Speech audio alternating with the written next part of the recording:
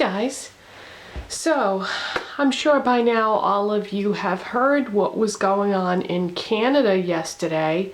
A lone gunman attacked and killed a security guard that was guarding a war memorial. I guess he wasn't technically a security guard. He was a member of the military.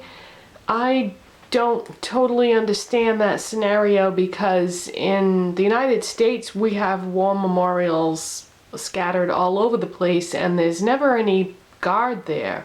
So I'm not really sure. It must be some kind of a national large scale thing. I've never been to the Capitol in Canada, so I don't know.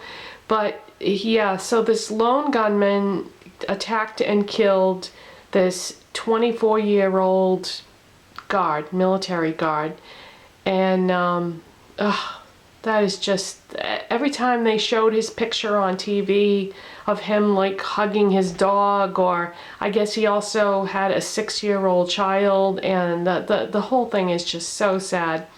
But fortunately, when this gunman continued across the property from where the war memorial was and stormed the Capitol building, thank God the person who was the head of the security there, or they referred to him as a sergeant-in-arms, he killed this gunman and stopped him, because I'm sure that, you know, his intention was to get in the Capitol building and kill as many members of the government as he could. And there were also other people in there, ordinary citizens, journalists.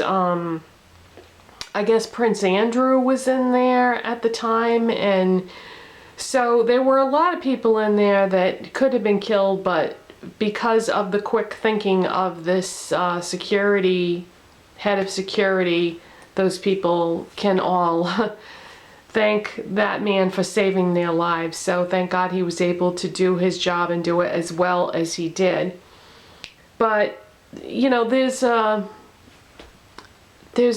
bigger thing going on here, because Canada was always known as being a very peaceful country, and you know, you would always hear people joke about Canada, about how nothing ever happens there, and you know, it's boring and that sort of thing. But this is a good thing. You know, this is something that I think other countries should aspire to, because who wants to live in a country where it's violent and, you know, there's random acts of violence and there's a high crime rate and that sort of thing.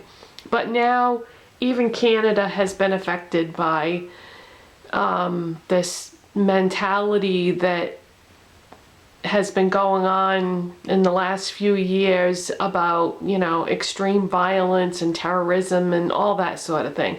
So basically, I think what that screams to me, and probably a lot of people, is that there are no safe places anymore. There is nowhere you can go where you're not going to have front page headlines about random acts of violence. And when they had spoken to people that knew the gunman, they said that he had had a drastic change in his personality and his way of thinking lately. And I guess a friend of his even said that he felt, talking to him, that there was something wrong and that he might be mentally ill. So if you look into the background of this guy, the gunman, he has a background of having been arrested for possession of marijuana, and also, I guess 3 times.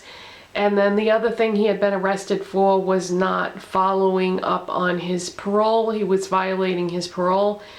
And anybody that knows anyone who was a user of marijuana, you know, normally the profile for a person like that would be the opposite of violent. Usually people who use that drug are usually very mellow, laid back people that would be the last people in the world that you would expect to commit a violent crime. And something must have happened that caused a huge shift in this guy's way of thinking, where, you know, first years ago he was this laid-back pot-smoking person, and then all of a sudden now he's storming the Capitol trying to kill people. I mean, what in the world could have happened to cause such a major shift in thinking? Now, I don't know this guy, so I guess that I shouldn't stereotype him by referring to him as a laid-back pot smoker in the past, because maybe he wasn't, but that's the way that I think a lot of marijuana users are portrayed as. And you know, there is some truth in stereotypes. I mean, that's how they become stereotypes. So I'm just saying that it's kind of shocking that when you look at his background, that's, you know, he went from this to this. And I guess his mother is the head of immigration in Canada, so I can only imagine how devastated that woman must be today. And, you know, probably scratching her head wondering what the hell happened, you know, why did my son do this and what led up to it. It's the whole thing is just devastating. It got me thinking because this morning we had a bad storm go through the last few days where I live, and we lost our internet service. We woke up this morning and we had no internet. I didn't even know if I was going to be able to do a video today. And so I said, all right, well, I'm just going to go about my routine and, you know, do what I normally would do the laundry, take a shower, that sort of thing. And after I finish doing everything I need to do, if the internet comes back, great. If it doesn't, oh well, there's nothing I can do, you know, about doing a video today. So fortunately, after I finished doing everything I had to do, the internet was back up and running again, and it must have got knocked out by the storm. I didn't lose my electricity, thank goodness. Not this time anyway. We lose our electricity, I feel, like way more often than we should, and that seems to be a pattern that's been happening. But anyways, that has nothing to do with what I'm talking about. So what I was gonna say is, because we lost our internet, I had to do something else while I was eating breakfast and getting ready and so forth. So I put the TV on and ended up watching the local news, which is something that I don't normally do because, well, frankly, it's just too depressing. And, you know, I get enough depressing stuff just following what's going on in the country, never mind the local news. And sure enough, you know, I put the local news on and they were talking about how there had been yet another murder in a local city, not my city that I live in, thank God, but, you know, another city close by to where I live. There had been yet another murder, and you know, they were talking to some of the people, the media was talking to some of the people who lived there where the murder took place, and of course they didn't want to be spoken to on camera because they were scared, because they don't know if the person who murdered this other person lived where they did, or, but they, you know, they didn't want to be on camera talking about it because then that puts them at risk.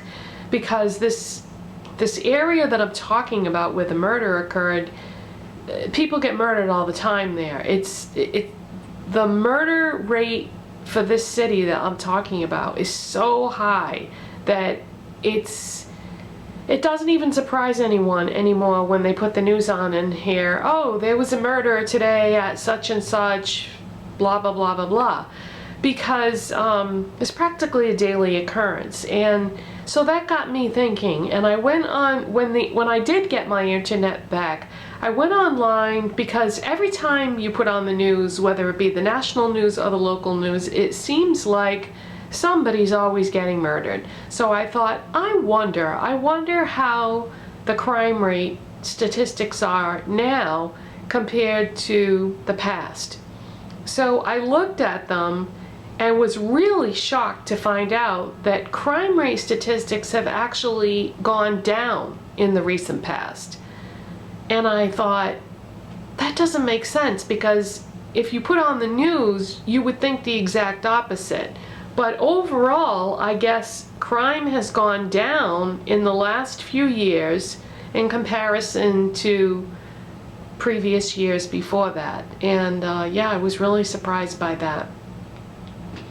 Another reason why it surprised me is I feel like anger in general has been on the rise. Is it just me and the world that I live in and the people that I know and am surrounded with? Or does it seem like everyone is angry now? I feel like the people that I talk to on a daily basis, the people that I talk to occasionally, the way when I'm observing other people around me when I'm out in public, the comments on my YouTube videos and the videos of the people that I watch, it seems like the whole world sometimes is so angry.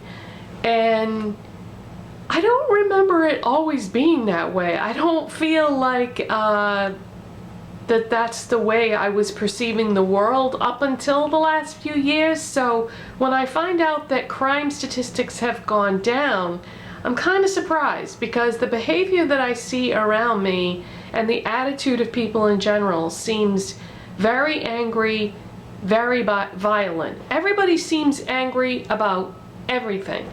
I mean, when you get in your car and you drive anywhere, when you see how aggressively everyone around you is driving, you know, people are speeding, they're blowing their horns.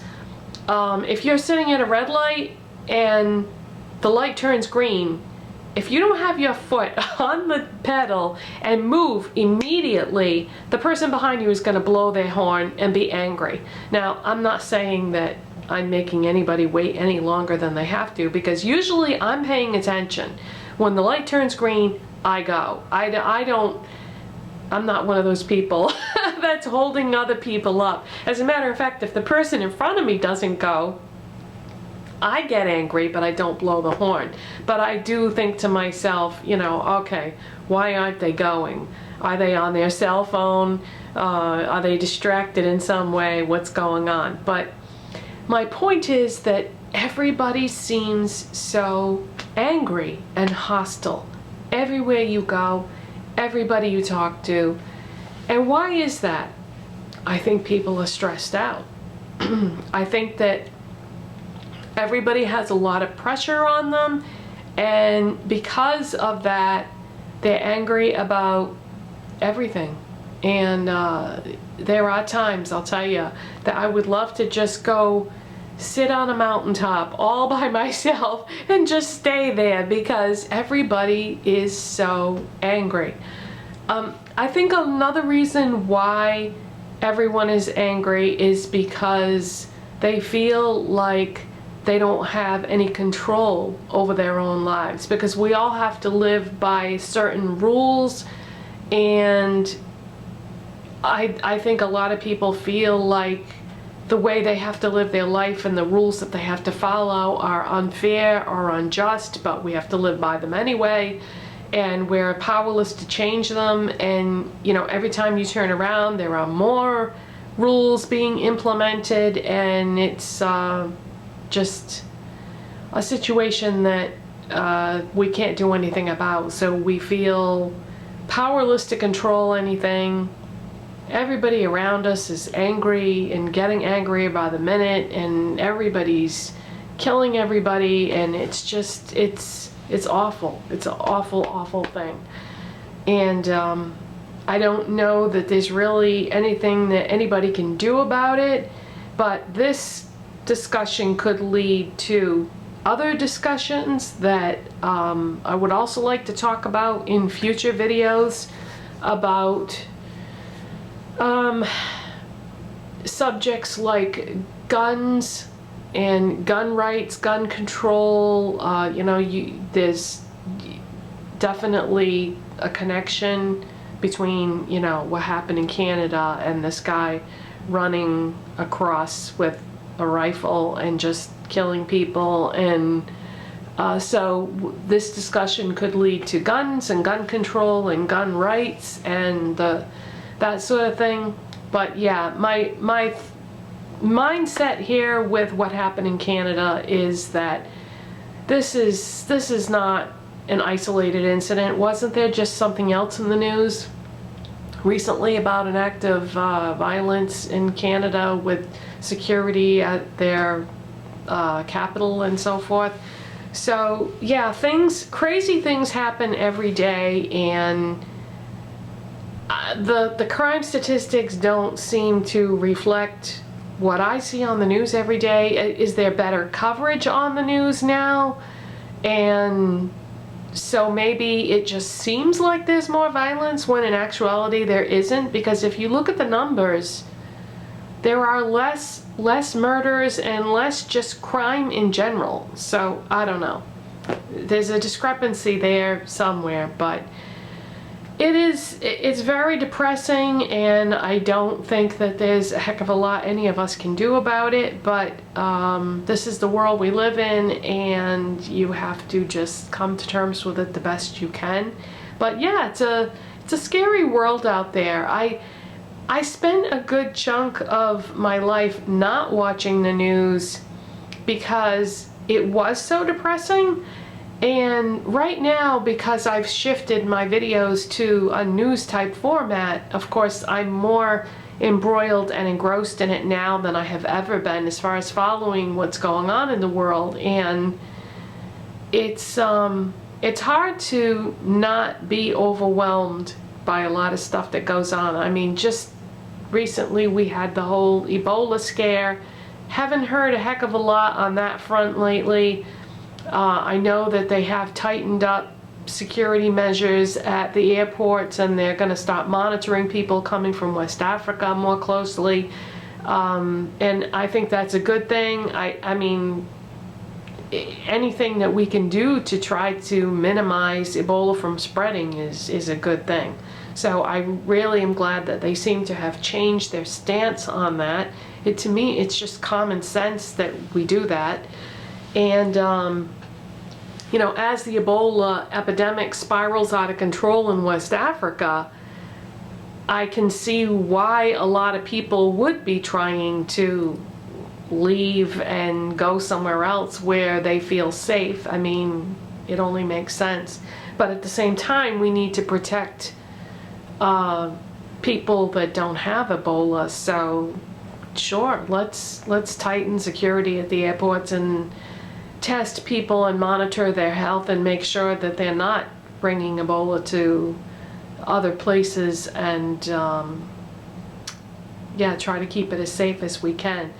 So I don't know, what's your take on all this? Do you feel like the world is just becoming more and more violent by the second, and everybody around you seems very angry, or is it just the people I know?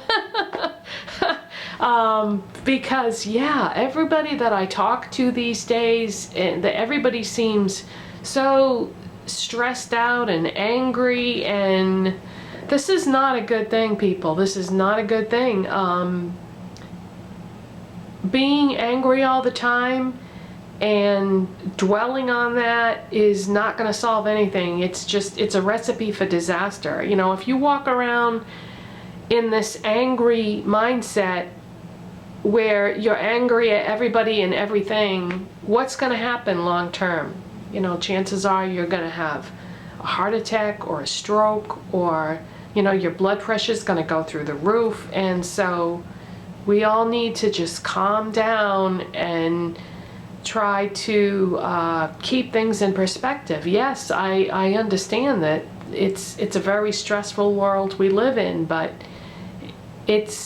that's how it is, and we need to try to handle it the best we can. I did a couple of videos a while back on how to reduce stress in your life, and trust me, I'm no expert. When I did those videos, I was just trying to look at it from sort of a common sense approach and try to offer some suggestions. I sometimes get stressed out myself and, you know, overwhelmed with a lot of things that go on in life, and, you know, we all just try to do the best we can. But yeah, so I guess in closing, I just want to say that it's very sad what happened in Canada yesterday, and I hope that it doesn't keep happening, because Canada has a reputation for being a very peaceful, non-violent country, and I hope this isn't, you know, the beginning of more things to come, because that would be a real shame if more violent acts of terrorism and whatnot started happening there. My heart goes out to all you Canadians, because I'm sure that that was really upsetting and unsettling for that to happen yesterday. And I hope that I hope you go back to being the peaceful nation that we all know and love. That's it for today, you guys, and I'll see you next time. Bye.